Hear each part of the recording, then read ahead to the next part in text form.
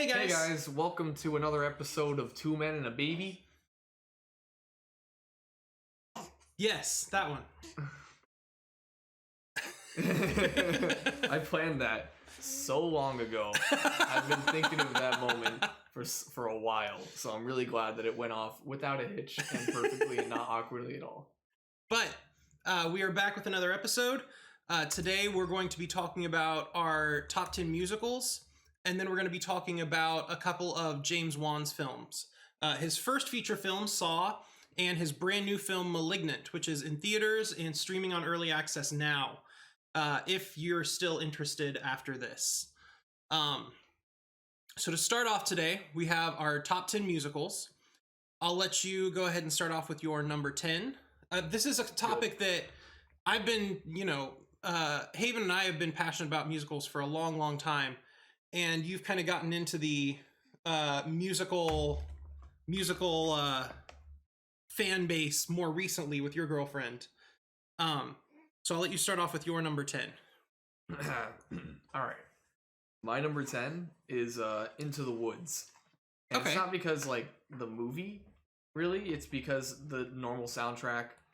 And I think is it done by Stephen Sondheim? Mm-hmm. Yeah, Into the Woods is that's why. Sondheim. Because, the music, the songwriting, everything is amazing. Yeah. It's all great. It's so witty and fun, and a lot of it feels kind of like satirical at times, and it's just a ton of fun. I love it. Yeah. And Into the Woods was one that I had considered putting on my list. It kind of got bumped to an honorable mention status, I guess. But I mean, a lot of Sondheim does. I think Sondheim is just one of my favorite musical composers in general. But I think Into the Woods did not make the cut. But Sondheim is on the list. My number 10 is Wicked. Ah, that's a good one. Which I had mentioned to you before. I haven't mentioned it on the podcast, but I had actually done this list maybe 3 years ago with Haven. And I think that's actually up on the podcast, if anyone's interested in going back and looking at that one to spot the differences. But I had actually done this list 3 years ago with Haven, and Wicked was higher up. I think it was at number 6 or something. And I think part of that is just due to the fact that then we were focusing more on Broadway specifically. And this one we included just kind of musicals in general, whether it be movie musicals or whatever. Yeah. And so Wicked got bumped down to number 10. But I mean, if you don't even have to know much about musicals to know that Wicked is a highly popular and influential musical. The music and the lyrics are all very well done. Yeah. And the charisma of the Broadway cast just really brings it to life. Kristen Chenoweth and Idina Menzel, the way that they performed it is hard to beat. So something that I might have been a little confused on. I didn't know we were also including Broadway musicals. I would have put a little bit more on there. So you thought it was only movie musicals? It was only movie musicals. Okay. Yeah. But so yeah, that would have, your child's making some noise over there. That would have been that would have changed a few things up. I probably should have asked. But I just kind of assumed. My bad. Whoops. Not a big deal. Okay, but that's okay because I still got 10 musicals on here. Yeah. But I'll mention the ones that I would have put up there a little bit.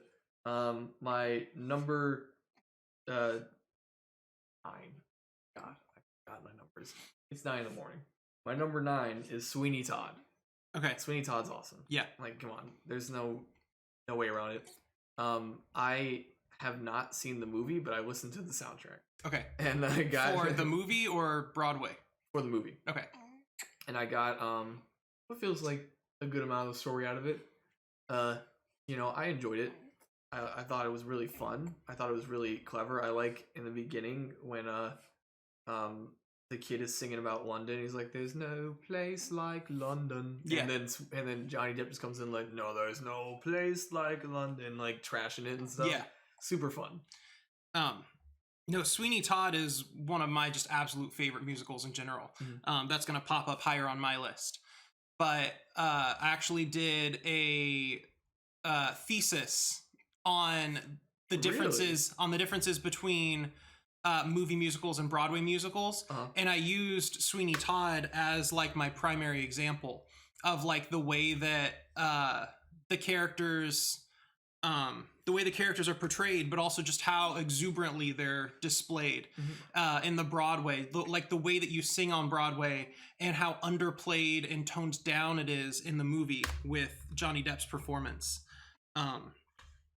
It's really fantastic just seeing those differences, but also just I know that Tim Burton and Johnny Depp would have probably teamed up regardless. Yeah. But Johnny Depp's performance in this is just top notch. Yeah, and it's super fun too to think about how like a lot of the people that were cast in this, like Helena Bonham Carter. Helena Bonham. I hate her name. I'm sorry. I love her. She's a great actress. I hate her name. But you know, a lot of them didn't have like any sort of like musical training. It's same with Alan Rickman. Just like had nothing. I looked up some stuff about the movie, and yet they're still able to pull off these great vocal performances. Yeah. It's really fun.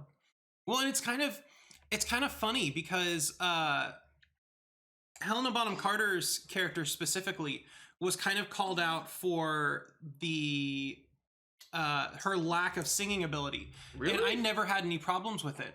I feel like she was maybe a little bit more dramatic, a little bit more theatrical than the others, but I think that's what her character calls for. Yeah. But I never had any problems with the way she sang it. I think she's got a decent enough voice to pull it off. I thought that she was better than Johnny Depp in a lot of instances. But that was one of like the primary complaints about the Sweeney Todd movie was Helena Bonham Carter's voice, which I never understood.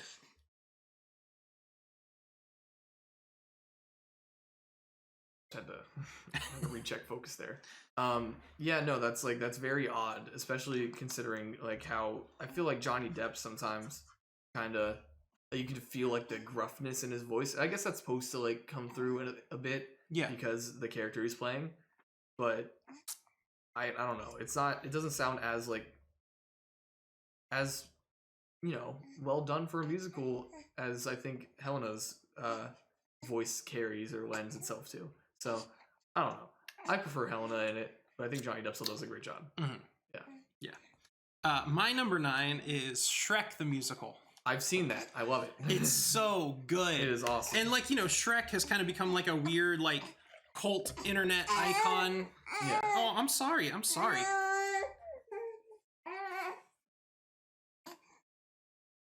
Man, that thing gets loud sometimes. Don't have kids. No, that's a mean thing to say. I'm sorry. I'm just kidding.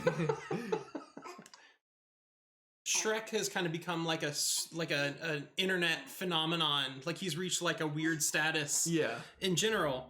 And so whenever it was announced they were making a musical, it didn't feel like it was really worth any sort of fanfare. It kind of just felt like a little bit cringeworthy. A little bit like they were trying to bait on that kind of like meme status that he has. And then it came out and it was actually like really good. Yeah. Like it's funny and heartfelt and I feel like captures the movie, but also like in some ways even just improves on the movie. Yeah. I enjoy the musical more than I enjoy going back and just watching Shrek. Yeah. Lord Farquaad in that musical is amazing. He really steals the show for me. Yeah. I really love Farquaad in that. I like that he just like sits there. He's like on his knees the entire time. And he's got like the fake tiny legs that he kicks around. That's so fun. No, that's my number 9. It's a lot better than it has any right to be. Yeah, very true. Okay, so I'll go to my number 8, and that is Inside Llewyn Davis. Okay. Yeah, really folky, sad sounding soundtrack. A lot of kind of country undertones to it, like folk country-ish music. And I'm not a big fan of that kind of music usually, but I think like it fits so well and it puts you in such like a vulnerable emotional state. Yeah. That it works and it's great. Yeah. Oscar Isaac. I'm not entirely sure if that's actually him performing it, but if it is, like he does an amazing job. That's very good. I kind of just forgot about that movie, and like I enjoyed it when I saw it, but I haven't seen it in a long time. It kind of fell to the background for me, but yeah, I remember really enjoying that one. My number 8 is the 25th annual Putnam County Spelling Bee, which is again kind of one of those things. Mouthful. It is. It's another one of those. Not in the same way that Shrek is weird, because Shrek, like I said, was kind of like an icon that should not have made a good musical. Yeah. This it kind of came out of nowhere, and it turned out to be like so good. But like it's really kind of like funny and heartwarming. Mm-hmm. But I didn't really have any expectations for it beforehand. Like my thought before hearing any of it was like, they made a musical about a spelling bee. Like, what are you going to do with that? Like, how are you going to make that interesting? But it is. It's like, listening to it, it's like really funny, and it's entertaining all around, but it's almost like unexpectedly entertaining. Yeah. So that's my number 8 is the 25th annual Putnam County Spelling Bee. That's really fun. Have you seen Child Abuse the Musical? This might be a bad time to bring it up while you're holding a kid. It's Matilda. But oh, that one. Yeah. That one was really fun. Saw a part of a slime tutorial on it. Whoops, hit the table. And it was the slime tutorial, like the whole like it's just a bootleg of a musical. Yeah. Wasn't the best, production value wise, because it's being recorded on like a camcorder, but like from what I did see, I enjoyed it. I thought it was fun, so I think you'd probably like that. My number 7 is La La Land. Okay. Really energetic and jazzy. Yeah. And then you get to like those like slower, sad moments as you like wind down the soundtrack. That final song, maybe not the final song. I don't remember which one it was, but it's later on in the soundtrack where what's her name?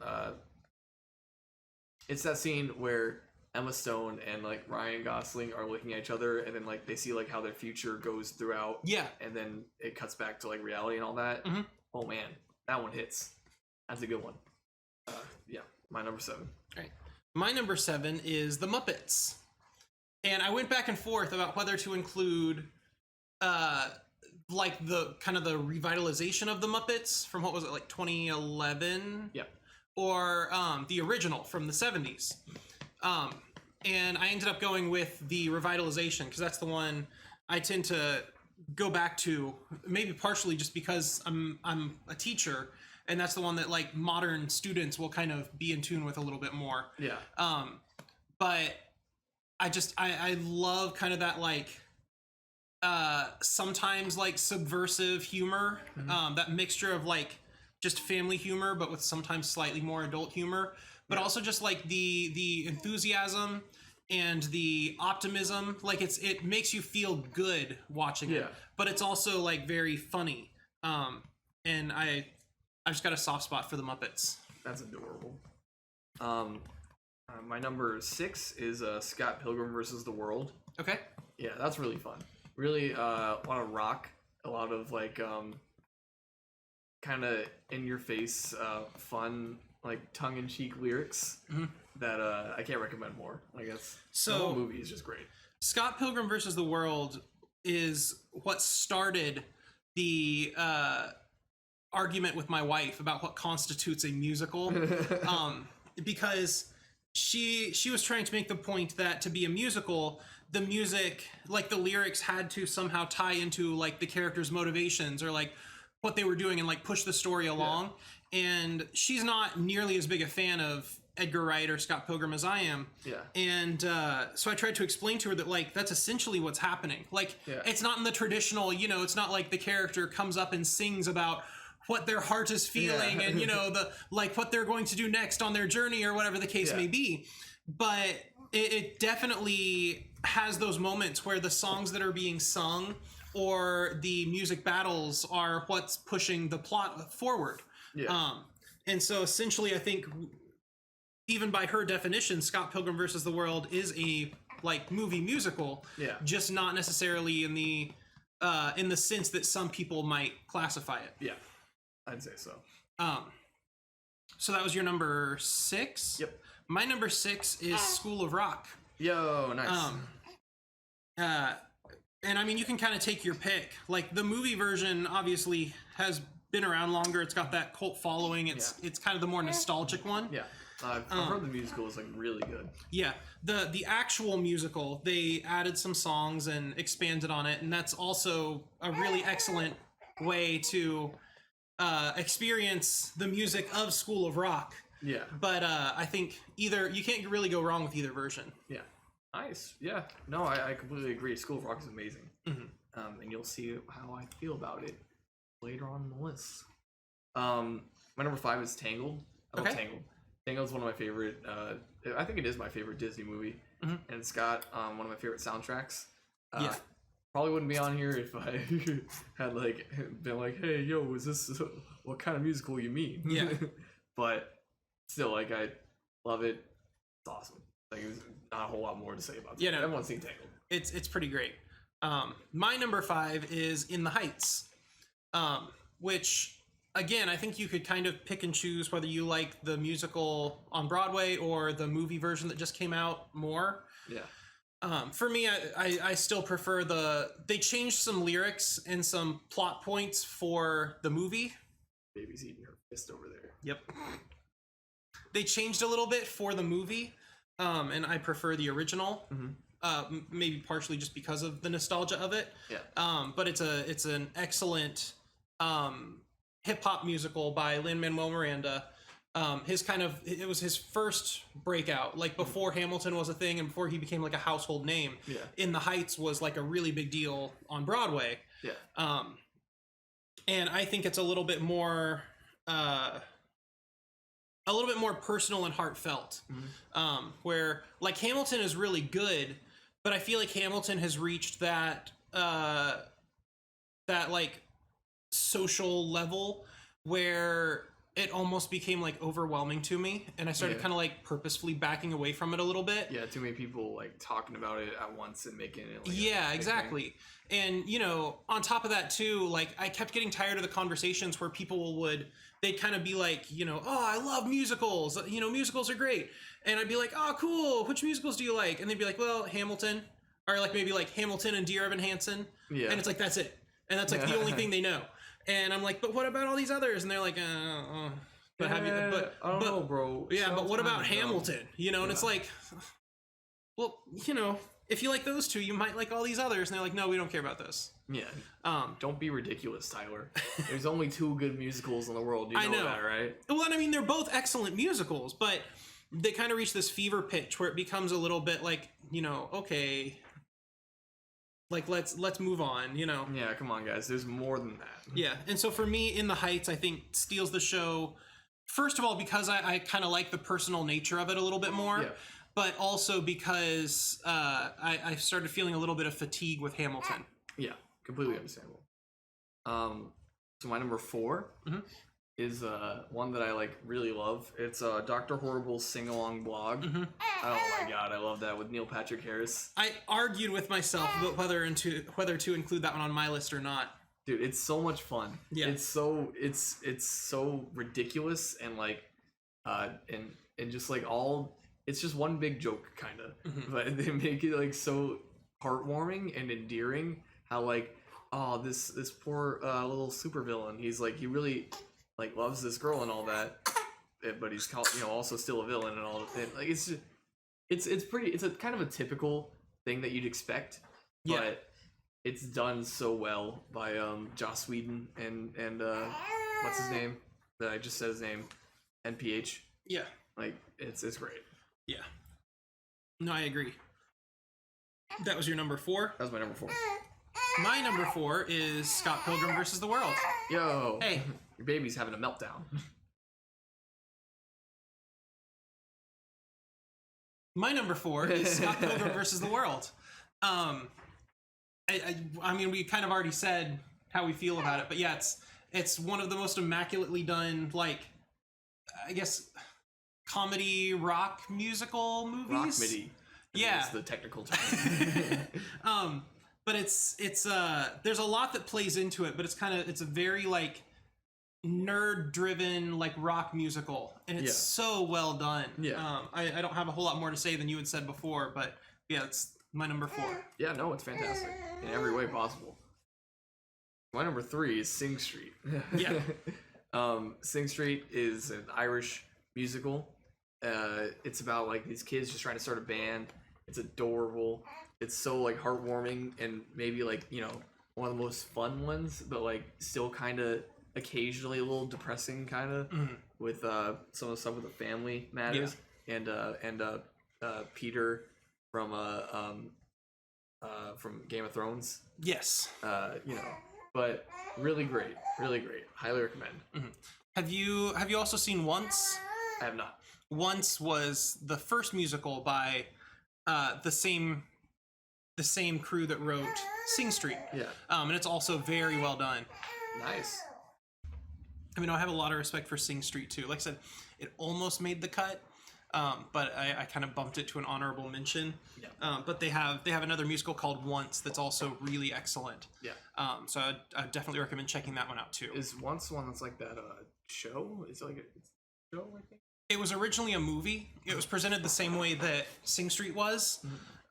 They made it into a Broadway musical as well. Oh, cool. So that one's actually got like the Broadway cred to it. Nice. My number 3 is Next to Normal, which, are you familiar with Next to Normal? I have never heard of it. It's a really excellent, sometimes, so, and depending on who you ask, it can cause a little bit of controversy. But I always compare it to Dear Evan Hansen, in the fact that it's got its humorous moments, but it's a very serious musical that covers topics like mental health and how to cope with grieving and things like that. Essentially, it's about this family who's dealing with the fallout of losing one of their children and the way that they cope with that. And the mother is on a lot of drugs. She sings like borderline kind of like lustful songs to her psychiatrist, not because she's actually interested in him, but because they almost like romanticize her relationship with drugs. But not in a positive way. You know, it's very much shown to be like a negative track, kind of like they do with Requiem for a Dream, kind of that same feeling that you get. But it's kind of a tough musical to digest, but it's done really well. The music and the lyrics are very well done. Yeah. Oh man, that's very nice. We'll give you that. That sounds really good. If I knew more about it, I'd be all I'm all over it, buddy. But I'm sad. Sorry, I don't. My number 2, dude. I feel like a fool being like you're over here with like your musical purist things, and I'm like, hey, I really like Tangled. Well, but too, like I said, I've had a lot more years of experience and a lot more time to kind of digest all these different ones, because you know a lot of these I grew up with too. Or not grew up with, but you know it's like a lot of these, like Next to Normal, I think was like 2009 or something like that. So it's like, you know, a lot of these I just kind of learned about as they came out, and you're just kind of like diving into this world over the last year or two. The last year, yeah. So I don't fault you for. I mean, the choices you're making are really good choices. I just got kind of like a wider breadth of experience. Thanks, man. My number 2 is Moana. Which is also great. No, Moana is actually my favorite Disney movie musical. It's like it's fantastic just as a Disney movie and as a musical. Yeah, I agree. I think Moana is a great movie, but I also think it has the best music they've ever had in any of their movies. Like, it's insane. Which again is going to cause a lot of controversy, but I agree. Yeah, no, like I don't see how you can disagree. Like every single song is so iconic and catchy. Yeah. So Moana, best Disney musical in any way. Not my favorite Disney movie, which princess-wise, that would go to Tangled. But I really love the music in this. Every single song is catchy. I get excited when it comes on. Yeah. Dwayne "The Rock" Johnson does amazing, and so does the lead girl. I have no idea what her name is, but she's great. Ali E. Carvalho. That one. I think I pronounced it a little bit wrong, but yeah, that's her name. Sort of. Whatever it is, you're great. Thank you. My number 2, or did you have anything else you wanted to say before I move on? Okay. My number 2 is Sweeney Todd, the Demon Barber of Fleet Street. Nice. And And again, you know, some people prefer the Broadway, some people prefer the movie. This one I do prefer the movie. You know, sometimes you get those like snobs who are like, you know, oh, the Broadway is always better. Just like you have your people who are like, oh, the book's always better. You know, whatever the case may be. We call those people nerds. But this one I do prefer the movie. I think that the dynamism, is that a word? The dynamics sounds fake, but I'll let you have it. Of the movie really highlight his plight a little bit more, where like I said, in the Broadway version, the actor's name who originated it was Lynn Cariou, and he's got this big booming voice, which is incredible, but it's always kind of like this big booming voice. He doesn't do kind of like the subtle moments as well, I feel like. Where the movie, they've got such an excellent cast with like Johnny Depp and Alan Rickman and Helena Bonham Carter, Sacha Baron Cohen, you know, like all these people that can really highlight their roles a little bit more, the highs and the lows, that the subtle dynamic is a lot more important to me than that like big booming Broadway dynamic. And I think that it's a more complete experience in the movie. But the music is just about perfect. I don't have a lot more to say than it's really excellent. Stephen Sondheim, man. And like Johnny, like you were saying, Johnny Depp's voice kind of sounds like sorrowful, you know, sorrowful in a way. And that like kind of like lends a lot to the character being like, oh, my wife, my Joanna. You know? So now, we don't have like a big fanfare or anything, but are you ready for your number one? Ready for my honorable mentions, Tyler. Oh, honorable mentions. Who do you think you are? A guy who's rushing into his number one. You must be really excited. What do you like, musicals or something? No, musicals are for nerds. Learning, and I like that. All right, so my honorable mentions for best musical. Okay, so I had to add a couple. So Star is Born, A Star is Born, any of them really. But I do like the modern one. Aladdin, great. Guy and Madeline on a Park Bench. High School Musical, Walk the Line. Really? Yeah, I love High School Musical. I love. I genuinely enjoy the songs in the first one. Second one, they have good songs, but like I'm more, you know, partial to the songs in the first one. All right.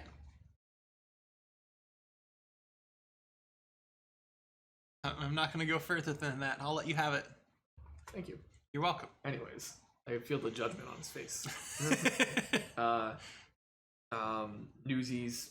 I love Newsies. Newsies is maybe my favorite musical. Okay. Like, you know, like Broadway wise. Yeah. That one's like, it's so fun. The production is like insane with all the moving pieces and everything they have. Yeah. With the sets. The guy that plays Jack is like so fun with his accent, and so is Crutchy. Really great. Wicked is awesome. Yeah, absolutely love Wicked. Hades, Town of Hades. That one's super fun. That one's got maybe my favorite production design. Of any of them, with the like twirling set and all that. SpongeBob the Musical, really fun. And of course Shrek the Musical. So yeah. Yeah, that's right. Your honorable mentions. Yeah, I was just gonna say my some of those I agree with. I also want to add, just if nothing else than just for the legacy it left, I need to add Rent. It's got great music, and it definitely made its mark on musical theater in general. There are some songs that I like better than others. That's one I feel like is maybe, at least in my mind, a little bit less consistent. I feel like there are some songs that I'm just kind of like, oh, okay, and I skip past it and get back to the songs that I like. But it's you know, that's up there with like almost like Wicked level, like just famous musical. Everyone's heard about Rent. But that's the other one that, thinking about it, that's the one that I was like, I need to make sure that one's at least mentioned in the honorable mentions. But yeah, I'll let you go ahead and do your number one. Thank you. So my number one is School of Rock. I watched it recently with my girlfriend, and we were both just like mesmerized by Johnny Depp. Johnny Depp, oh my god, Jack Black. Yeah, I knew what you were saying. Talking about the Sweeney Todd, you know. But Jack Black has like this just energetic presence to him, and it's like he's so he's interesting like to watch. he's such a weird enigma because he will take on the best roles and just the dumbest roles all at the same time. Like he's not super picky about the movies he's taking on, but he throws himself into the roles that he is given, you know, and sometimes it works out where it's a School of Rock, and sometimes it works out to be a Gulliver's Travels. But Year One. or Year One, or Shallow Hal, or you know, you can Are name you all these. telling me you don't like the masterpiece that is Shallow Hal? I am. I can honestly say that I did not like Shallow Hal. Who was it? Was it Gwyneth Paltrow? Gwyneth Paltrow. That was so weird. Yeah. That was so weird. It was a strange movie, and it's very much a movie of its time. It feels mean. It does. Like, it was, I think, well, and it's weird because it's trying to have, like, a good message at the end. Yeah. It's because, you know, like, the final scene where he's like, hey, you're still beautiful, and they, like, ride away into the sunset together. Yeah.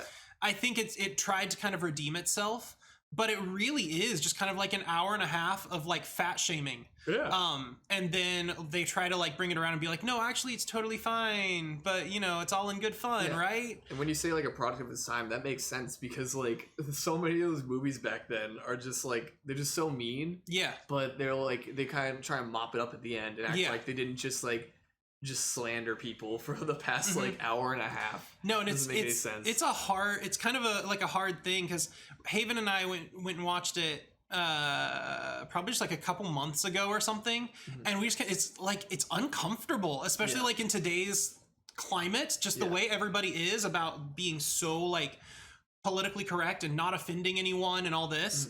The fact that it's basically it's like an hour and a half of just like fat jokes. And not even like against a lot, like, you know, both genders or all kinds of people. It's legitimately it's fat shaming women. Yeah. Because Jack Black, I mean, he's kind of like gained and lost some weight throughout his career. He's like pudgy, if anything. Yeah. Even in Shallow Hal, like, you know, he's maybe not as pudgy as he was in some other movies, but he's a heavier set guy still. Yeah. But he's kind of he's fine. They don't say anything about him, you know. They kind of make him out to just be like a normal guy looking for a girl. Yeah. And but then they play his love interest as just like the chair like folds underneath her. Anytime she sits down in a restaurant, the chairs like break underneath her, and like there's and that's like a running gag. Like at one point she's in a booth and the entire booth like collapses under her. And then there's another scene where like they go out on like a river boat together where they're rowing, and you see like her side of the boat is like sinking and his side of the boat is so far up in the air that he can't even touch the water with his oar and stuff like that. Like, and it's just like a running, like that's what it is. The whole movie is just one gag. But then at the end they try to bring it back around, and he's like, once he sees her for who she is, he's still like, oh, but you're still beautiful and I still love you. Actually, I don't hate fat people. Yeah. And then we've gone off on like a weird tangent here about like, Shallow Hal, but maybe that's like a topic for another time, because we could probably dive into like this genre as like this sub. We could just do Farrelly Brothers movies. True, yeah. And just the weird impact that they had for their time, but then how they don't work anymore. Yeah, no, I honestly don't find them funny. They're not funny. When I was a kid, maybe. Now, no, they're just stupid. Yeah, like, and that feels mean to say sometimes, but yeah, they're just. Yeah, it's a Farrelly Brothers movie. Green Book. Dumb. But point being, it's like Jack Black. He throws himself into every role that he's given, but you know he has his movies like Shallow Hal, and then he has his really high points like School of Rock. Yeah. And one thing that I noticed in this one, because I hadn't seen it in a few years, and like I noticed like way more of the technical aspects of it. And how like Richard Linklater kind of like puts a lot more of like a fun like kinetics like spin on like a lot of the camera work. Yeah. And how like the music is like used and laid throughout. Like it's so great, especially in like the ending concert scene, or like anytime when they're like, you know, recording like in the classroom, the camera's like constantly like, moving around, like, you know, capturing a lot of the different band members in, you know, in frame. And it's like it gets you in that kind of like headspace that you're like, oh, I'm watching this band being formed. They're like, you know, I'm part of the band. It's so great. And my number one, which is kind of ironic considering the way I was talking a little bit ago, but my number one is Dear Evan Hansen. I think that for all of the social climb that it has made since it came out, it is one of the most accessible and relatable musicals that has ever been released. Yeah. It takes like these very like hot button topics. I feel like it's kind of poised to become like the next Rent, where, you know, Rent was very much, it's a product of its time that still holds up. Evan Hansen is very much a product of today. Yeah. It touches on these ideas of like loneliness and anxiety and grief and just needing to be seen and heard and all these things that especially like teenagers are struggling with, and puts them in a way that everybody can kind of understand and relate to in some way. Just how it hits home is not just like touching, but like kind of important right now. And I think it's very smartly written to be accessible, but it's also very heartfelt. It's not just written like to make a message, like we were talking about in past weeks about how some movies just become like message movies. This is written very heavy-handed, but it's done in a way that it's still entertaining and touching, rather than just feeling like it's hammering you over the head. I've heard a few of the songs because Greer would like play them in the car occasionally because she loves Dear Evan Hansen. And we're probably gonna see that soon, like when the movie comes out. We're definitely gonna talk about that. That'll be on the podcast in what is it, 2 weeks, 3 weeks that the movie comes out on the 24th. So if we like both see it like opening weekend, it'll be like 2 weeks from now. And that should be like, that's gonna be a fun episode. But I don't know a ton about it, but from what I have heard and been told about it, it's very, very touching topics, but like done in a way that like is resoundingly hopeful in the end, I guess. But there's also, my understanding is that they've made some significant changes to the movie. Oh, really? Yeah. So I don't know how much you want to delve into this, but if you're interested in like listening through the entire like Broadway version and kind of getting a feel for it before watching the movie, that I think that'd be an interesting thing to discuss too, is just how much it's changed. Oh, that's gonna be fun. Yeah, so definitely should do that then too. Maybe we'll see both the musical and the movie. But yeah, so that was my number one, is Dear Evan Hansen, even with its kind of fever pitch up to the kind of collective id. Okay, so I guess we got that out of the way. So segment one. with that out of the way, now we're moving into our larger segment about Let's talk James about the Wan. best movie ever made, Malignant. Well, how about we start with, do you want to start with Saw, or do you want to start with the more recent movie? Let me tell you, it would make a whole lot more sense to start with Saw. So first we'll discuss Saw, which is James Wan's first feature film. They were fresh out of college. Him and Lee Winnell had like this tiny budget to make a feature length, and they only got that because people did not have faith in them. They kept getting shut down because the script was deemed as too awful to film and put forth, until they filmed their own short. It's only like 6 or 7 minutes long, but if you know anything about Saw and you're familiar with it, it's a short segment where Lee Winnell plays a character that gets put in a game where he's caught in the reverse bear trap and he's trying to escape. And that segment that they recorded is almost like shot for shot redone with Shawnee Smith in the actual Saw film. Her scene of the reverse bear trap is almost like verbatim to Lee Winnell's original pitch video. And so they got a very small funding to make this, and they filmed it all. Very small. How much did you say it was? I think so. The studio funded, I think, like 25,000 or 30,000, something like that. And then there were like charitable donations. Some of it was their own money. Some of it was money from like family and friends. You know how it is when you're making your first movie. you kind of just pull in funds from wherever you could. Yeah. But needless to say, it was a shoestring budget, and they were, they filmed all in like one warehouse location. Mm-hmm. They had the outside of a warehouse and an indoor of a warehouse that they could work with. So they were shooting all of their scenes in chronological order, and then tearing down that set, putting up a new set in that same warehouse, and filming all of those scenes in chronological order, then tearing them down and setting up a new set, so that they could film it with the least amount of headaches. Yeah. And then after the fact, they had to significantly change it because it ended up getting an NC-17 rating. Not even necessarily for gore, because for all intents and purposes, the first Saw was not like the disgusting gore fest that like the series kind of devolved into. The original is kind of a whodunit thriller, and the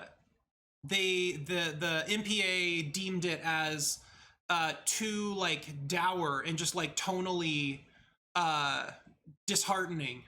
And so they gave it an NC-17 for like the visuals and the tone.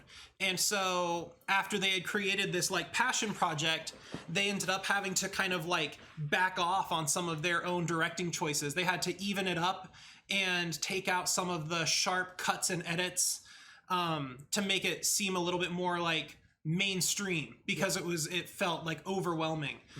And so I've seen both versions a handful of times, plenty of times. You had seen the original, just like regular theatrical cut. Like once. Yeah. And then I showed you the director's cut where they added back in some of the more stark lighting and some of those sharper cuts and edits to kind of get the original vision back into it. Yeah. Because that's fascinating to me, not just here, but just in general. Because I'm hoping eventually, whenever we do, whether it just be about the Alien movies or maybe just a retrospective on Ridley Scott. Yeah. But I wanted to kind of do a similar thing and talk about like the director's cuts versus the theatrical cuts of like the Alien films. Yeah, there were a lot of changes that had to be made. And so I think a lot of my perception and rating of this movie is based on the director's cut, the original vision for the movie, rather than the theatrical cut. But with all that said, we have the WAP Master. If you're not familiar, if this is your first time tuning in or you didn't see the last episode, the WAP Master is our custom ranking system, WHAPMASDER, and we'll go over each of those as we get to them. First up is W for writing. For writing, I gave Saw a 7. I think that there are moments that you can kind of laugh at, but considering this was like a passion project that, you know, they were writing as like college film study kids, and on the budget they had, I mean, it's cohesive. It moves the plot along, and a lot of it works fine, regardless of the couple of clunkers. I gave the writing a 5. Okay. And it's mainly because like there's moments where like you get a piece of dialogue that's just like, what's your name? My name's very fucking confused. What's yours? Yeah. Like, you know, you get those moments, but then you also have the screenplay, which is able to still tie in all these like different twists and turns between the different timelines, which is really impressive, like you said, like, and cohesive for like a student film. And this does feel very student film-esque. It really does. With like all like the big scope they're trying to get it into. They do fit it. They fit it like very well and tightly into like this world and narrative that they're building. Yeah. They're able to put it all in there. But oh my god, like some of that script sometimes is just like, what? Yeah. Like it's a little typical at times, and that draws it back, but still like the screenplay to an extent saves it for me. And I think it's a very smartly written screenplay for the most part. Yeah. Yeah. And again, that's one of those things that over time it devolved into the twist ending of the first Saw became such a staple that there had to be like a twist ending for every Saw movie. Yeah. And as they went on, they got more dumb and convoluted. And they started, calling back to previous movies and previous villains, people that you haven't seen since like the first movie or two, all of a sudden pop back up in like the seventh movie, as like a secret behind the scenes mastermind this whole time, and so on and so forth. And it all gets very dumb as you go. Not to mention just the movies in general just get bad. They stop being intelligent and start just being how much pain can we inflict on our actors and the audience. Yeah. Not worth watching past, I'd say, like maybe the second or third one. But the first Saw, I feel like, is a very underrated film. Next up is H for Heart. For Heart, I gave it a 5. I couldn't really go higher than that, as much as I kind of personally enjoy the movie. It's like we were saying, it's very dour, very downtrodden. There are not a lot of redeeming characters, and that's something that as the plot goes along and the twists are kind of revealed and stuff, you realize that everybody has their secrets, everybody's kind of a bad person. Yeah. And at the end, there's not like a hopeful ending or any sort of redemption. It's like, it's even at the end, it's all left very, very dark. And there's kind of this like vengeful vigilante justice kind of thing going on. Yeah. Which, if you know anything about Saw, you kind of know the idea about taking your life into your hands and what will you do to survive and overcome. Got a very twisted sense of like morality and like learning to appreciate your life. Yeah. That doesn't really play well. So I went middle of the road with it, but I couldn't really go higher than a 5. Yeah.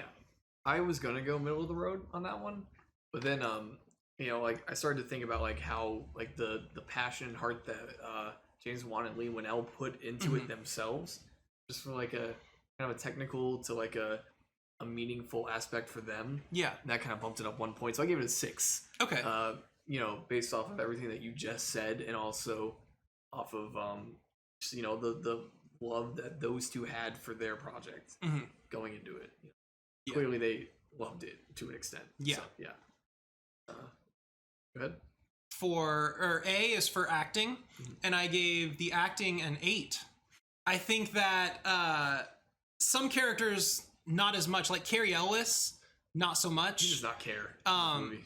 But I think again, it's like we were kind of saying with Jack Black. I think Lee Winnell is one of those people that just really throws himself into the roles that he's given, and I kind of love his just like even with those like clunker lines. I think he throws himself into that role, and he plays those lines just as much as he can. He milks it for all it's worth. And like Danny Glover is fine. Is it Danny Lung? Something Lung. I don't think Derek. It might be Derek Lung. Anyway, I think the police officers do the best with what they're given. Lee Winnell does very good. Tobin Bell, he doesn't really show up in this much. Yeah, he's only at the very end, but he's got that line delivery and very that presence at the end that I think it's very impactful for the twist. It's very well done. So I especially considering like keeping in mind like the budget and what they were working with, and the fact that the entire movie was pretty much filmed in 1 or 2 takes. Yeah. Because they were in such a rush, the whole movie took like 2.5 weeks to film. Oh, Ken Lung. Ken Lung. Yeah. I gave it an 8. Oh man. Okay. So I gave this a 4. I kind of wondered if that's where it was gonna go. Yeah. Carrie Ellis and Danny Glover feel like they just don't care at all. In this, Danny Glover is, I know that he's supposed to whisper his lines, but the entire time he's just like, oh, now I see you. Oh, man, I bet you don't know I know you're in there, kind of thing. Yeah. Ken Lung, he's fine. Ken Lung seems like he actually like tried to an extent. Lee Winnell definitely tried. Lee Winnell put, like you were saying, put his heart and soul into it.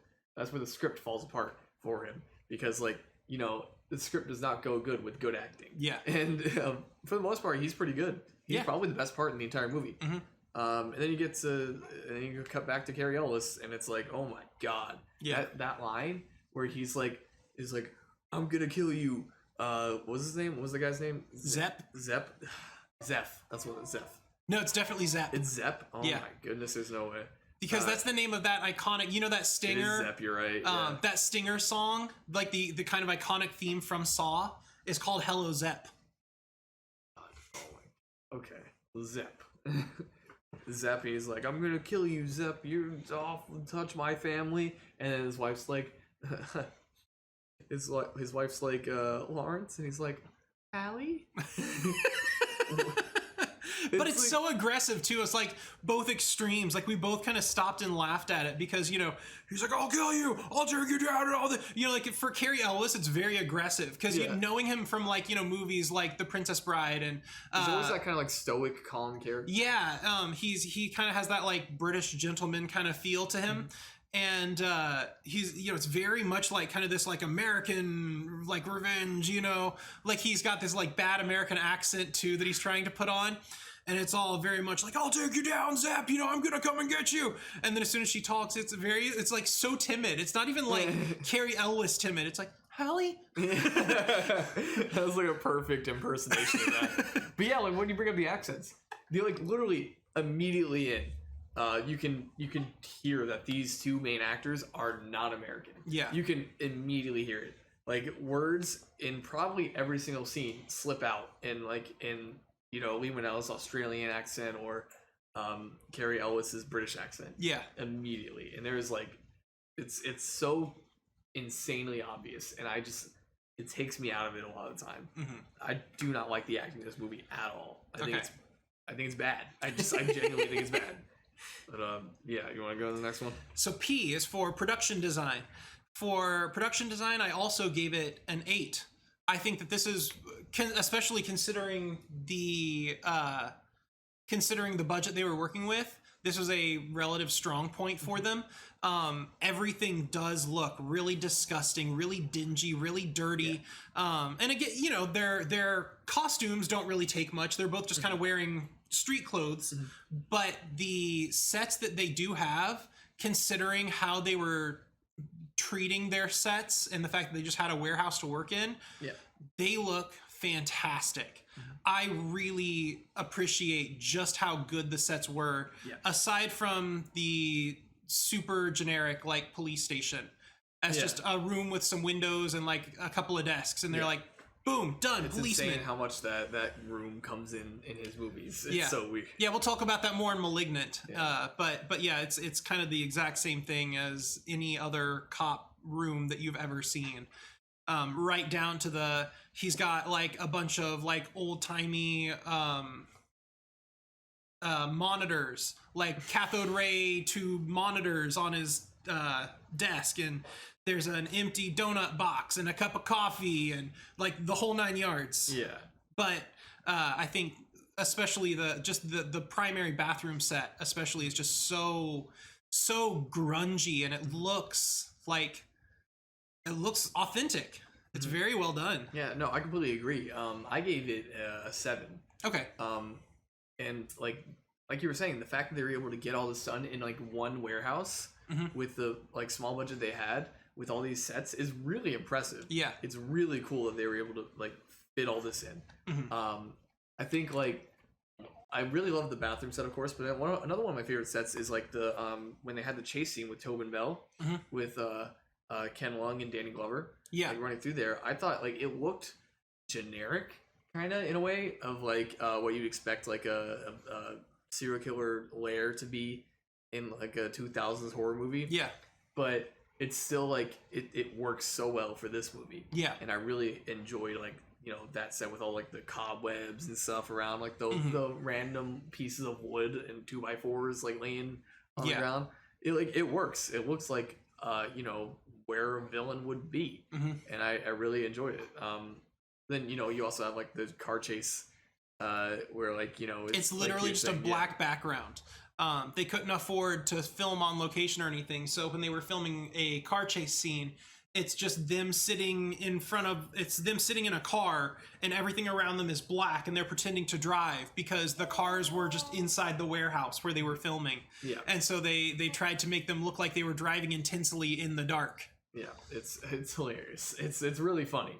But yeah, like moments like that are like little hiccups, but for the most part, like they do a really great job with what they have. And Yeah. I'm really impressed by it. Yeah. So next up is marketing. For marketing, I just straight up gave it a 10. I feel like the posters, and I mean, it's been a long time now, but as I remember it, the posters were everywhere, and it was like the very iconic. They were either posters of the Jigsaw puppet, or they were posters of like kind of a dirty, like dusty hand or a foot or something like that. And then you watch the trailer, and the trailers portray it as just like this like scary, grungy, like horror fest. And I feel like they could not have portrayed this movie better than they did. As far as marketing goes, I think they were spot on with the mood they were trying to get across. I'd say so, yeah. Like you were just saying, I've always really liked the posters for this movie. I thought the posters were like, as a kid, they terrified me and made me not want to watch them. I was not a big horror fan as a kid, and yeah, so those have always like stuck with me. Yeah, and they always get like a fun like original ones that they make for like new Blu-ray releases and stuff. Yeah, that's really cool. Trailers, like you were saying, like they're intense. Like the trailers are like a lot. And yeah, and they hype you up and they make you a little afraid. Yeah. So I gave this an 8. Okay. I like the marketing. Mm-hmm. Yeah. Audio. This category is about orchestration, songs, sound design, things like that. I gave this an 8.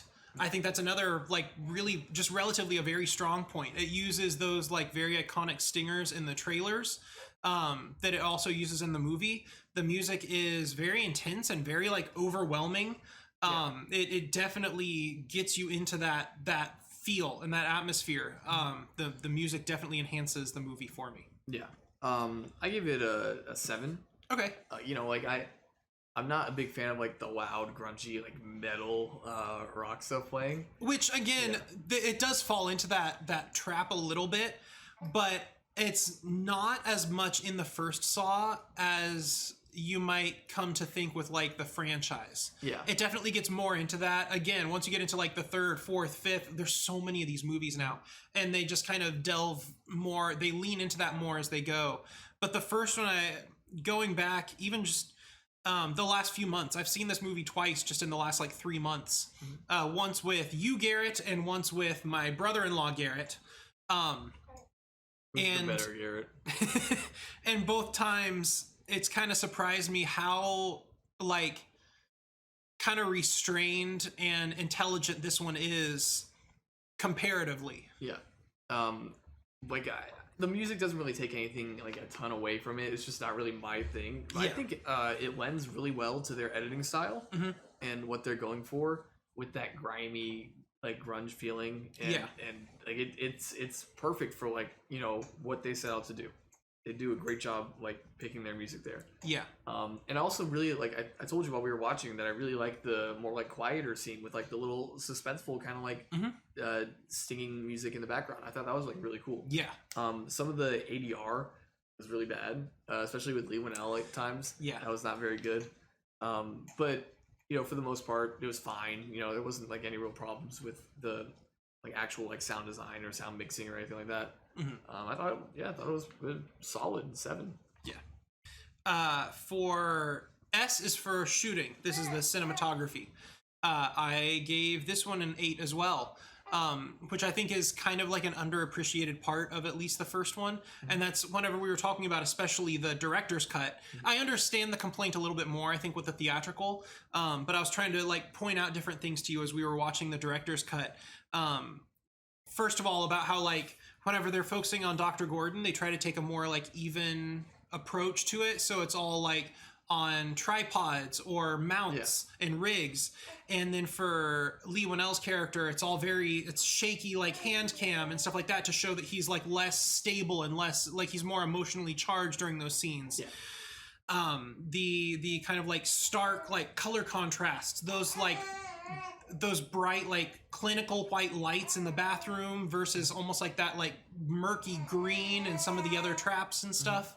I think they made a lot of smart choices to portray emotion and atmosphere in here that kind of go underappreciated. Yeah, I think so. Something about James Wan's directing.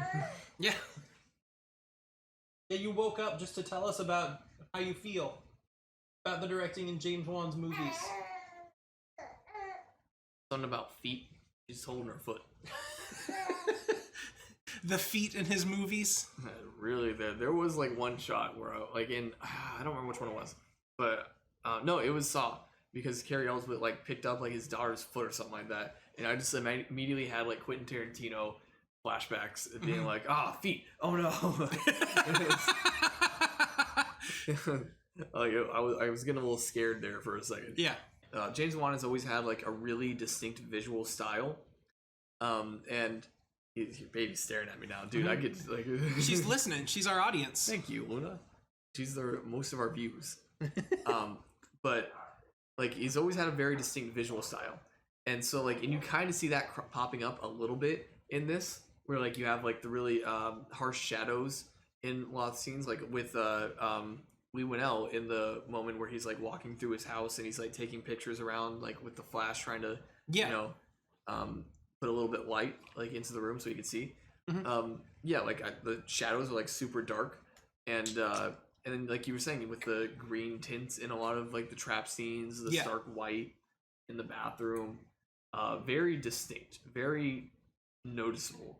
And then like you do have moments with his I really love his handheld style. Yeah, I think that he does a really good job kind of like putting you in the shoes of the characters, making you feel like you're there, and especially with Lee Winnell, and he's really fun with it. Like, but the reason it's 7 and not like higher is because like of course for like a $20-something thousand budget, it's not going to be like amazing. Yeah. So like you get the good for like what they paid for. Like it's definitely solid. So yeah, 7. Yeah. So next is D for directing. I gave his directing a 7 because I think, like we were saying, even more so than like with the writing, I think that James Wan had a very clear vision about what movie they were making, and he followed through on that really well. He falls into the same traps that would end up kind of becoming his signature over time. As far as like, so in the original Saw, some of those like crazy like quick cuts and fast motion where you see people like shaking their heads and screaming while there's like flashing lights and stuff. Yeah. They did that because they needed to pad out the movie a little bit, and they were recycling shots because of the budget and stuff. But then that ended up becoming kind of like a signature of the Saw films and stuff like that. And something that, unfortunately, even as a well-known and renowned director, he kind of fell back into some of his bad habits with Malignant. Yeah. But I think it's at least identifiable filmmaking, for better and for worse. I think you see some of his good and bad filmmaking habits here. But I gave his directing a 7, just considering the restraints he was working with and the fact that he was a first-time director. I think he did what he intended to set out to do really well. I also gave his directing a 7. I think that like I'm not a fan of the style he was going for in this, but it was definitely a distinct, unique vision that he was able to like get onto screen and pull across, and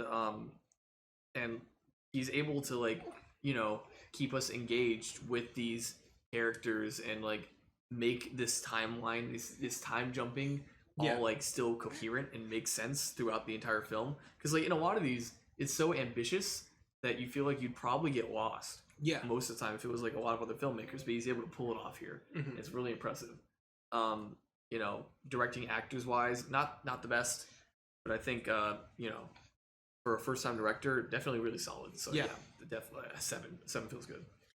For the editing, I was maybe overly generous with this, but for the editing, I gave it an 8. I think that's stupid. I think again, whether you like it or not, this movie kind of set the standard for this kind of movie. Those like I was saying, those quick shots, those quick cuts with like the fast motion, the stark lighting, the crazy like jump cuts and things like that. even if you don't like them, I kind of have a respect for the fact that they caught on so well and became so synonymous with like the Saw franchise and just that style of filmmaking that it became kind of like its own subgenre of horror. Like you can immediately identify it. And I think there's something to be said for that. Yeah. So I gave the editing a 4 because I'm on the not like side of it. I was gonna give it lower, but I was like, it's unique. Yeah. So yeah, 4. I really hate the quick jumps, the loud like sounds and music, and all like the stupid. I'm sorry, I'm gonna get mean about this. The really dumb. What do you call them? Like super speed things. Yeah. Fast speed. I cannot genuinely can't think of the word. Sped up moments. Yeah. And like those aren't fun. I don't find those fun. I find them jarring, and I find them intrusive and annoying. But I think that's... And I really hate it. I think that's kind of what he's going for. He wants it to be jarring, right? Yeah, but it's not like a jarring where I'm like, it's so sick, and oh geez. It's a jarring where I'm like, well, can this just end? Like, Yeah. I want this to be done. And you also have like transitions that are like really weird and odd, like different cuts. And there's a transition between I think it was Danny Glover in like the I'll give you that one. And then Carrie Ellsworth's car kind of like comes into frame. Yeah. And it cuts to a new scene with Carrie Ellsworth. And but it's like a close up too. It's like it's not even like it's a close up on both of them. Yeah, it's not even like proportionally correct. No. It's like a close up of actually it's a close up Danny on Glover Glover's and like a face. Medium on and then you see Carrie like Ellis. you see like Danny Glover's like massive face get kind of scrubbed away in the windshield, and then like a mid shot of like Carrie Ellis's face instead. Yeah, no, it's very it's a lot of odd editing decisions here, but I guess like again they're trying to do something unique and different with the budget that they're working with. Like it makes sense that they try and go like so odd with it. Yeah, but I'm not a fan of it. I don't like it at all. So yeah, 4. And finally, the R is for reflection. For reflection, I gave it an 8. I have a soft spot for at least this first Saw movie. If you couldn't tell by just the way I've been talking about it, I've kind of got a fascination with the filmmaking process behind it and how it was executed. Yeah. As well as kind of a fascination with how quickly it went downhill and how it morphed from like this kind of whodunit thriller into just a celebration of awful things. It is like really surprising that they were able to milk this franchise for like 6 or 7 movies. Like I did not expect that. Like, There's more than that now with kind of like right, Spiral and like the Jigsaw. spin-offs and reboots and stuff like that. I think we're closing in on like 10 films. Oh my god. Yeah. And it took like a lot of other movies like Halloween and Friday the 13th and all those like a lot longer time to get. Yeah, a lot of those have been like 70s or 80s, and this has almost 10. I think it's on its like 9th or 10th iteration now in 15 years. Yeah. Ish. Oh my god. It's really like the movie frustrates me. Yeah. Because like there's things I like about it, there's things I can appreciate about it, and I really enjoy like hearing about the behind the scenes and all that. I think it's super interesting the process that they did, like they went throughout this. But there's just stylistic things that are not for me in this, so I give it a 6. Okay. But I still can enjoy it. I can have fun with it. Yeah. For like what it's showing me. All right. So with that said, my final Wapmaster score for Saw ended up being a 77.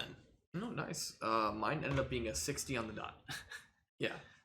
It was originally a 57, and then I started to like think about the marketing.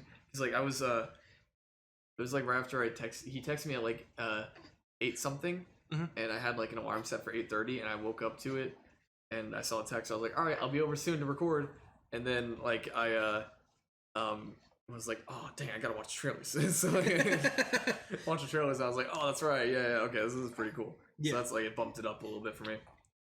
But yeah, so 60 and right. 77. Yeah. Obviously, there's a little bit more of like a sentimental and nostalgic factor for me. Yeah. But I rated it significantly higher, but I completely understand where you're coming from. Yeah. These styles of movies just like aren't for me. I'm not a big fan of like the torture things. Even if this one's not even really torture. No, it's not. It's and that's kind of what I keep trying to get across to people when I'm talking to them. I'm like, the first Saw is really not what you think it is. It's definitely a thriller. Yeah. It devolves so fast, but it's not what the franchise makes it out to be. The first Saw is a genuinely interesting movie. Yeah. So I can definitely appreciate it for that, but then like, you know, you have just the things that I'm not into. Like I'm just not the person for this movie. Yeah. And plus because like I grew up with them coming out. I did not grow up watching them. I just like, you know, I didn't want to see them. I had no interest in it. Yeah. So like, you know, it's a little bit late to like, you know, for me to get like super into it. But so speaking of not being the kind of people for a movie, next up we're also going to talk about Malignant, which is James Wan's brand new film. It's been in theaters and on early access for 2 days now. And we watched it here together, just like we watched Saw here together. And we have probably a similar number of things to say, but I feel like probably a lot less complimentary ones. So we'll hop right into it with writing. The writing for Malignant, I gave a 4. Really? I think for all of, I feel like just about every line that was spoken, acting aside, just didn't feel genuine to me. The way that she spoke to her, I don't know if it's a boyfriend or a husband. I think it was a husband. But like the way she spoke to her guy didn't feel like the way actual couples talk to each other. Yeah. The way that she talked to her family did not feel like the way families talk to each other. No. The way that even like the way that the villain talked and stuff didn't feel like the way I feel like a villain would talk. Like nothing played right for me. The only reason it scored as high as a 4 was because it did like move the plot along in a way that I could understand. Yeah. It was cohesive. And the plot did go places. Yeah. But I pretty much all of the writing was bad. I give the writing a 2. Okay. Because like they'll have like the dumbest lines in this movie. Like what was that line at the beginning where she walks in and she like walks into like the room with her husband and her husband's like watching UFC and she turns it off and he's like, "Babe, I was watching that." And she's like, "Not around the baby." He's like, "Well, you chose to be pregnant," or something like that. Yeah. Like it was so stupid. This is he's like, that was your choice. This is all 5 minutes in. Yeah. Then also within minutes of that, like almost like a few minutes after that, at the end of that same scene, her name is Madison in the movie, but everybody calls her Maddie. And at one point I thought that he said, you know, like, "Well, okay, fatty." And there was a part of me that's like, I wouldn't have even been surprised if that was the line. Yeah, like, right. I know that he said Maddie because that's her name, but I was like, considering the way the dialogue has gone in this movie so far, it would not have surprised me at all. Because the husband is not understanding. He's a cookie cutter character.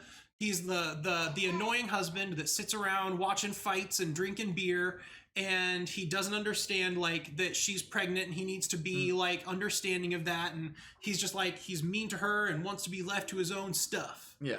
I love that. I love his this might like lead a little bit into production design a little bit, but this is just like a quick thing. Yeah. I love that he's like one of those derpy husbands that wears like a flannel and a white shirt underneath it. That's always how they seem to dress them.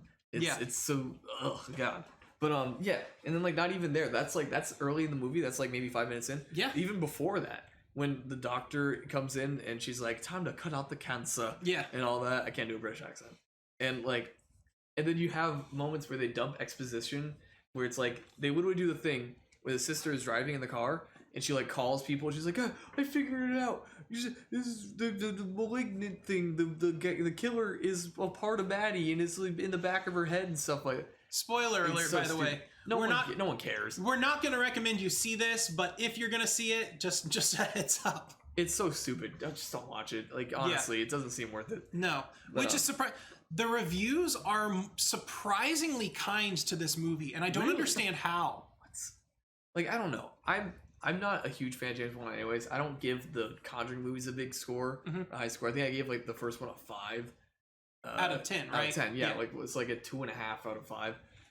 It's such a tricky thing because, like, you know, everybody's ratings are different. It's like some people it's 5, and some people it's out of 10, and some people it's out of 4, and so it's like you always got to specify because you know 5 could mean a perfect score or it could mean a half score. Yeah, if you're one of those people that pulls a Roger Ebert and does that a 4, I hate you. Don't do that. That's stupid. Why would you do that a 4? It's so dumb. But yeah, and I think James Wan wrote this, right? James Wan. I think he was with someone else, but it was screenplay by James Wan and company. And Akela Cooper. Yeah. And Ingrid Bisu. Yeah. Well, here's the thing. James Wan cannot write. He cannot write dialogue. He cannot write any sort of like... And I feel like he should have some awareness of that by now. Like, he's had enough years and enough movies that even if he's not self-aware, other people have seen enough of his movies to kind of understand how his writing normally is. Yeah, he's like over 15 years in. You'd think by this point he'd get, oh man, I don't know how to write a straight sentence for someone to say. Like, you can't, James. And like, in this movie, it's so obvious. It's so, the cops are cops. The cops are generic cops. Yeah. The sisters are generic sister characters. Everybody's a cookie character. It's exactly what you'd expect it to be, but it's all delivered terribly. It doesn't make you feel sympathy for anyone. It doesn't dive into their characters. Everyone is what they have to be to drive the plot. Mm-hmm. Exactly. And so that's why this is a 2. It's awful. It's terrible, honestly. For Heart, H in Wapmaster, I gave it a 3. I feel like even more than Saw, there is nothing redeeming or even interesting to gain from this movie. Yeah. It's just, it exists. Exactly, yeah. The one small favor, and the reason I bumped it up from a 1 to a 3 is because they do like kind of a fake out where they make you think that the mother and sister have both been murdered. And I was like, that's it. This is gonna be it. I'm just gonna give it a 1 and move on. Yeah. I'm mad about everything. And then that turned out to be like a fake out, like a vision, and she's able to like save her family. Yeah. And so I was like, okay, I guess I'll give it a couple of points for like trying to like save her family and give it a hopeful ending. Yeah. But no, I still don't care about these characters at all. I give it a 1 because like it feels like not only do these characters not have any real meaning behind them, and that you have no feeling in any specific way towards these characters except for frustration and anger, maybe. Yeah. And then it also feels like James Wan didn't care about this movie. It feels like he was just like, I'm just gonna make a quick movie. Like it felt like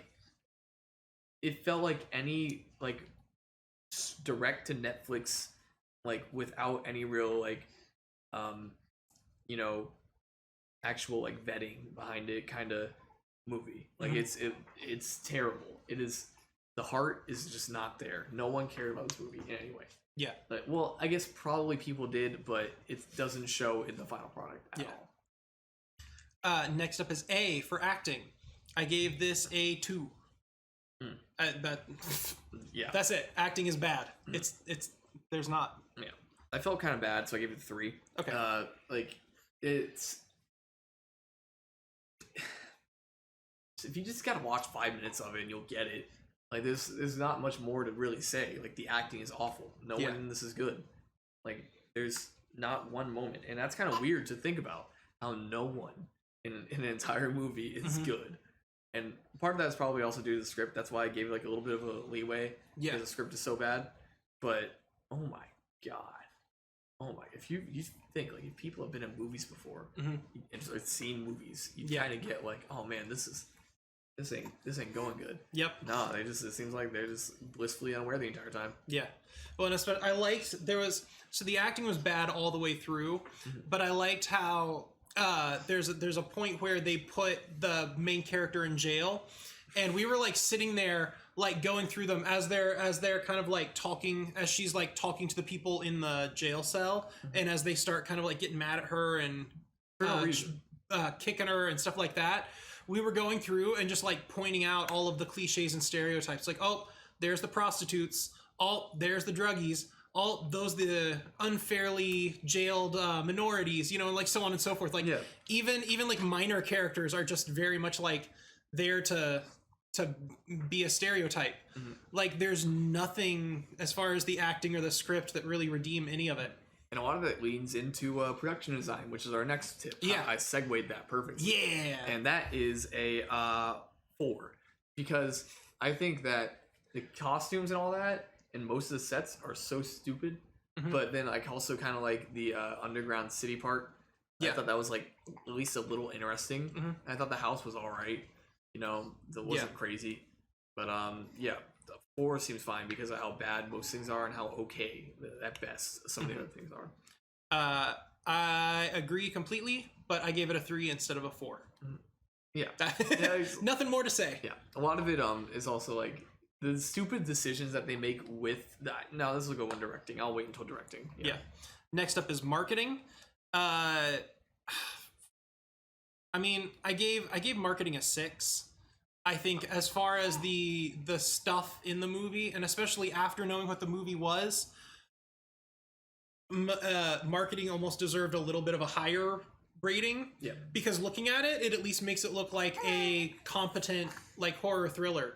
I think the trailers are just about the best you're going to get from the movie. Yeah. So I was a little bit more generous with that because I think the before watching the movie was the best part of the movie. Yeah, I completely agree. I gave it a 5 though, because like I'm not a fan of James Wan stuff already, so like, you know, I'm not gonna like rush to see the new James Wan movie if it wasn't for like the podcast. Yeah. But because like they have that like that name attached to it, that like the newest movie by James Wan, you know, it's gonna get like more it's gonna get a lot more like people into the theaters.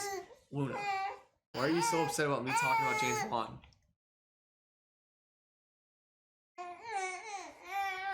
Why is she such a James Wan diehard? She's just mad that we're bashing on him so much. Man, of all people. You gotta understand the meaning behind it. Did you not watch Aquaman? Really? Oh, now she's smiling. Okay, that's adorable. Okay, but yeah. James Wan, you're waiting until I talk so you can start talking, aren't you? Is that what you're doing? Okay. Alright, thank you. So, yeah, because they had like his name attached to it and all that. And I like the posters. I think the poster on Letterboxd is like really cool. Yeah. But Luna, chill. But like it's not like, you know, it's nothing crazy. Like the trailer looked pretty typical, I guess. But it made it look better than the movie actually was. That's for sure. So, you know, yeah, 5. All right. Next up is audio. I gave the audio a 5. I think that was another one that was almost like conflicted with itself. It had some really good, I think, orchestral moments, but then it fell into James Wan's own like bad style of like, for every like good kind of like intense score, there was a moment where you had like some lady tied up in the attic and there was metal music playing while the villain was like sharpening his weapons and stuff. And so audio kind of went middle of the road for me. Audio also went middle of the road for me too. I gave it a 5. It's geez, you are just like all about it today, aren't you? She's like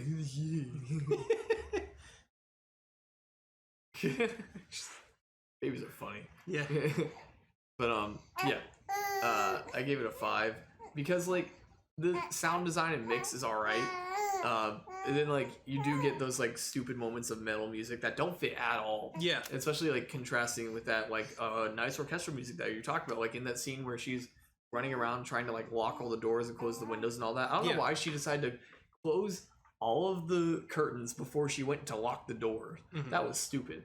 But she does that, and the music is playing in the background. It sounds good. It sounds good, like good horror music. Yeah. And then you get to the scene where the lady's in the attic, and you have the metal music and all the quick cuts and all that. Completely out of nowhere in this film. It makes no sense for that to be in there.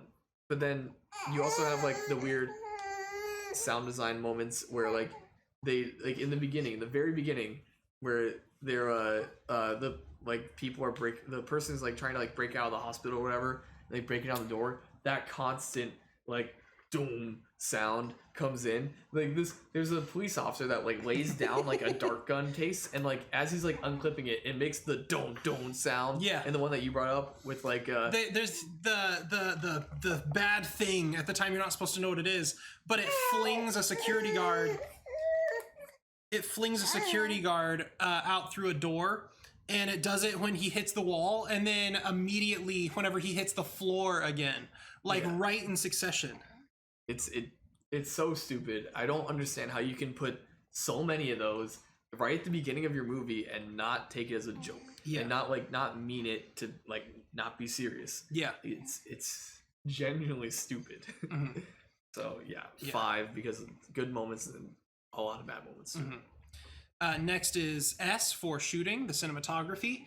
I gave the cinematography a pretty generous 7 because I think that it had its moments of inspiration where you can see the James Wan that they hired for like The Conjuring and Aquaman and stuff like that. I think there were some very good shots, especially like exterior shots like of the property and stuff like that served their purpose really well. Yeah. And some of the transitions were really cool. There were moments that we were talking where like as it was happening, I just kind of stopped and I was like, oh wow, I liked that a lot. Yeah. But they were like in contrast a little bit with some of his own bad shots where I feel like he kind of delved back into his own bad habits. But I think that that was one of the most competent parts of the movie. Yeah. I gave it a 6 because like you were saying, they had like a lot of like cool moments or a few cool moments. It just wasn't enough for me to like, become interested in it. I kind of got tired of the slow zoom in or zoom out. Yeah. That he would do. I think that's cool, but it's used in moderation. Yeah, in moderation, it's cool. And I feel like he did it way too much. I like the moment where like she's running through the house. It's like an aerial God's eye view, and you're like following her throughout. That was cool. And moments like in the underground city where she's like the mom is like staring off into the darkness, and there's like clearly the killer in there, and it's like very dark and contrasty with the lighting, and you get that like this. It's the slow zooms and zoom outs they work perfectly in that scene. Yeah. But then in a lot of other scenes where there's just like two characters sitting, and it's like shot reverse shot and talking to each other, it feels unnecessary. Yeah. And stupid. So 6 feels fair to me. Yeah. Next is D for directing. I gave directing a middle of the road 5. Mostly because it's all kind of culminated in this. The other things that we've been saying as far as like the audio, the cinematography, the writing, like all these things, it feels like Malignant is a culmination of the best and the worst of James Wan and his directing style. I feel like there's some, like the way that some of the cinematography is done is like kind of signature stuff that you see him do well in like The Conjuring and stuff like that. But some of it is also just like really not good. You see some of those like cramped shots or quick cuts that you don't like. Yeah. And the same with the music. It's like some of the music is like so good and it elevates that scene specifically. And then it immediately transitions to like one of those scenes with like the thumping, like heavy metal from the Saw movies and stuff like that instead. And it all just feels at odds with itself. It doesn't know what kind of movie it wants to be, and it doesn't feel like they tried to make it better than each individual scene. It feels like two different movies cropped together. Yeah, no, I completely agree. Like, it's extremely jarring, and I don't understand why he would want to have those moments where like the heavy metal music and quick cuts come in, flashing and all that. Yeah. It does not fit for this at all. Then you also have moments where at the beginning, the wife, like not only the line delivery, like in the entire hospital scene and everything was incredibly poorly done, and it felt like the actors had like no real like motivation or anything put towards them. They're just like, we're gonna cut out the cat, so it's stupid. Yeah. And also, like, right when we're introduced to Maddie, she's like comes into the house and she's obviously pregnant. And James Wan wants you to know this because she's like sitting there like holding her back and like rubbing her stomach. She's like, ooh, ooh. Yeah. And then we get shots of her walking all the way throughout the house, like through different rooms and upstairs, constantly holding her back and rubbing her stomach, going ooh, ooh. She's very pregnant when the plot serves it, but then also like if she's in peril or like being thrown into a wall or whatever, also that's like totally fine. Until it's not. Yeah. Like, you know, she's kind of like going through some abuse and stuff that is kind of like, oh, that's fine. She's still pregnant. But then all of a sudden there's like a moment where she's supposed to get hit and not be pregnant, and all of a sudden she's not. Yeah. After dealing with objectively worse. Yeah, like, and it's not only like physical stuff that can make you like can induce a miscarriage. It can also be like stress. Like there's a lot that goes into it. Yeah. You just don't think about this. Yeah. And there's also a moment where she gets up out of bed and her stomach is just straight up on her side and not even like actually like centered on her body. It's just on her side, and you can tell, and you can see like the actor kind of like touches it a little bit and is like, oh, but then it just kind of keeps going for like the rest of the scene. I don't know why they kept that taken. Yeah. But yeah, you know, stuff like that.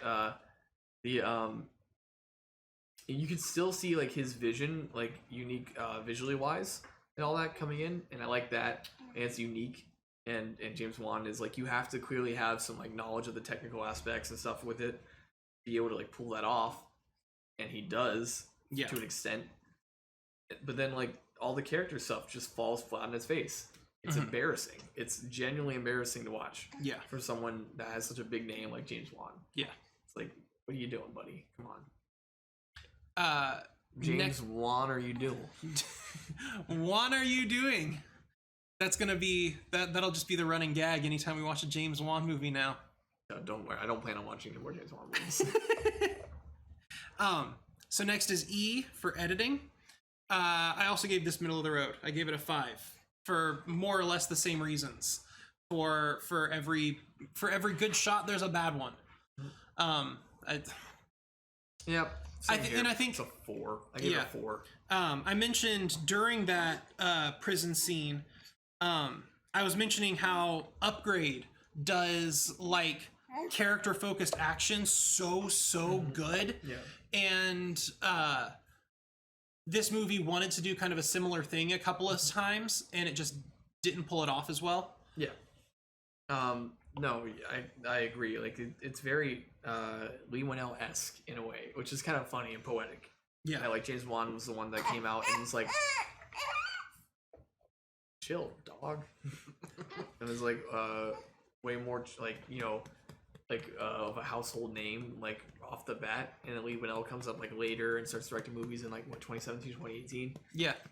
And now it seems like he's, you know, the better of the two right now as of, you know, this moment. So that's interesting.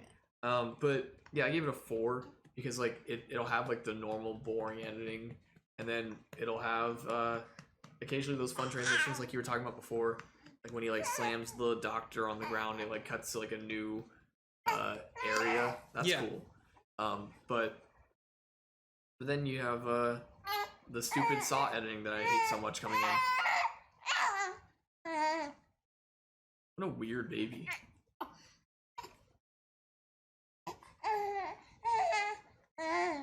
Don't worry, Luna, I'll wait. But yeah, like it's an odd pairing with every decision that is made here. It just seems at odds with itself. Yeah, like it seems like it didn't know what it wanted to be. Yeah. And it's very frustrating when watching a movie. Mm-hmm. And finally, reflection R. Ironically, I gave this a 7.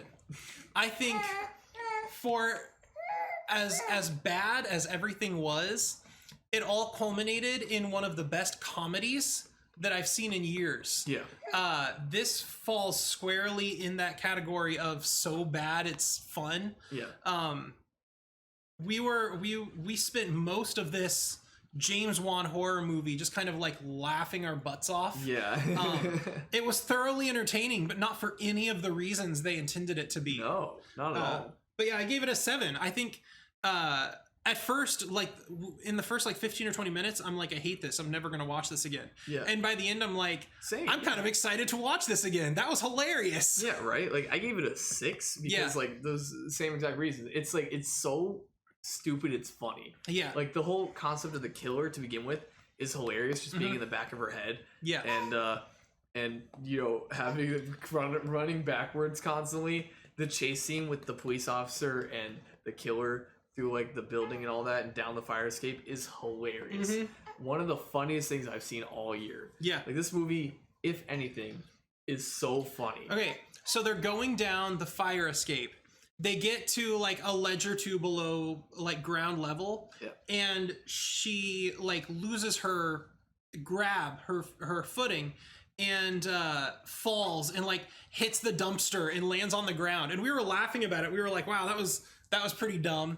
And then for whatever reason, they decided it would be a good idea for the police officer to do the exact same thing. Yeah. He gets down like a level or two below ground level and just like hops Slams down. and hits the same dumpster and lands on his right butt. on his shoulder too. Yeah. And it's like boom, like right there. And then he falls off that and hits the ground. And it's like, what were you thinking was gonna happen? Like, you just like fall off like a brick. No wonder. Like, why would you do it that way? If you're gonna jump down, you at least have the coordination. You're not like a woman with a like psychotic brother in her head. That's like running backwards. Yeah, like we understand at least the coordination there. It was dumb, but like I understand why they did that.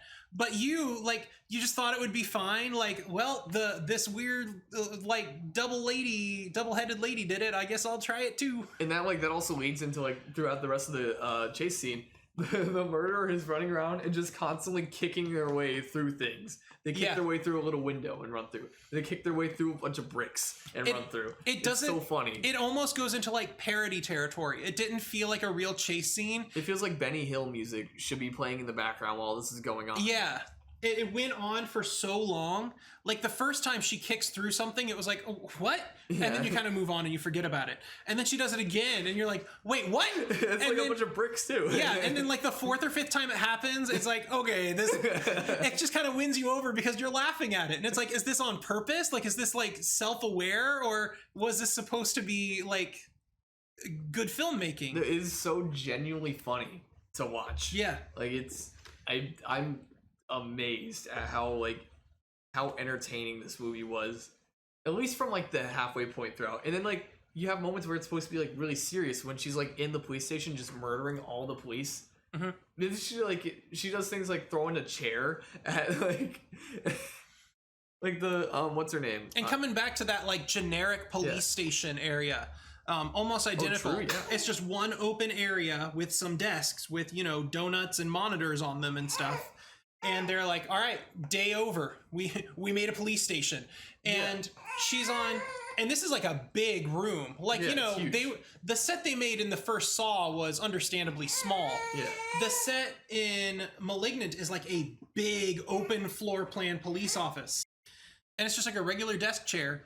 She does like a spin, like an Olympic shot put thrower. Yeah. And like flings a chair and it flies all the way across and hits a guy in the back. And him and his partner both go sprawling.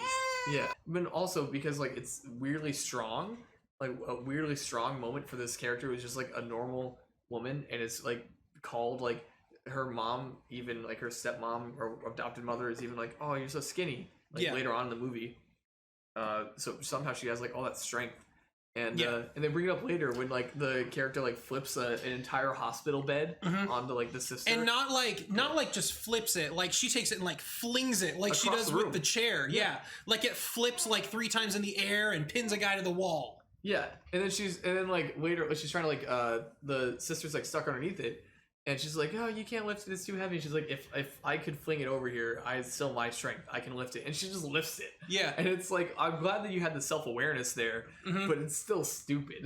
Yeah. It makes no sense. Baby on screen. It's a little bounce house over here. This- if they're just listening to the podcast instead of watching, this is going to make no sense if we keep it in the edit. Usually that's how it is. Yeah, Yeah. it just makes no sense. That's okay. But she's finally happy for a little bit, so Yeah, that's the important part. there you go. You have something to say? We'll lean you into the mic. Give us your statement. Address the people.